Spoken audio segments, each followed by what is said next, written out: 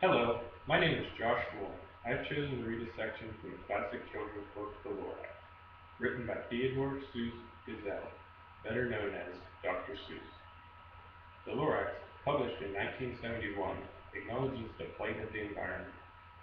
In this story, the Lorax confronts the greedy Onceler about his production of comedies.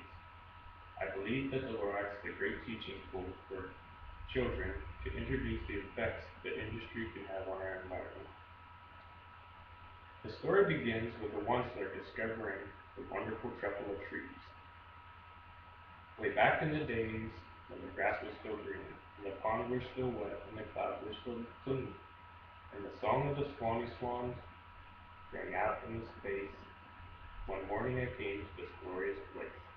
And I first saw the trees, the truffle of trees, the bright colored tops of the truffle of trees, mile after mile in the fresh morning breeze, and under the trees I saw brown barbaloo frisking about in their barbalot suits, as they played in the shade and they ate truffle of fruits.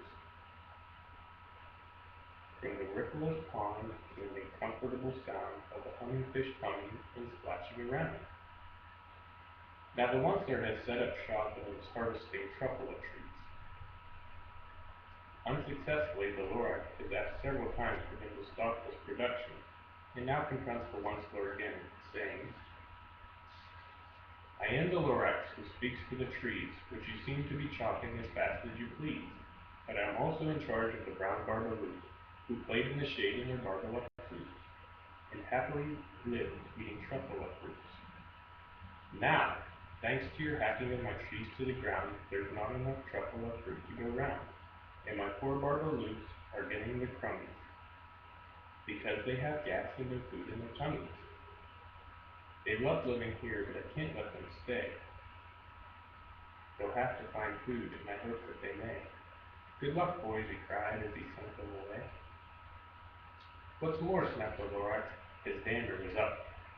Let me say a few words about Gluppity Glup. Your machinery chugs on day and night without stop, making Gluppity Glup and Sloppity Slop. And what do you do with the leftover goo? I'll show you, you dirty old Onceler made you. You're glumping the pond where the humming fish hum. No more can they hum, for the gills are all gum. So I'm sending them off where the future is dreary. They'll walk on the fins and get woefully weary, in search of some water that isn't so smeary. The Onceler defended his industry until the last truffle of trees were gone, despite the pleas from the Lorax. Now all that remains is the broken down factory and a lonely old Onceler, hoping, waiting that one day somebody who cares a whole awful lot will come back and restore life to the truffle of forest.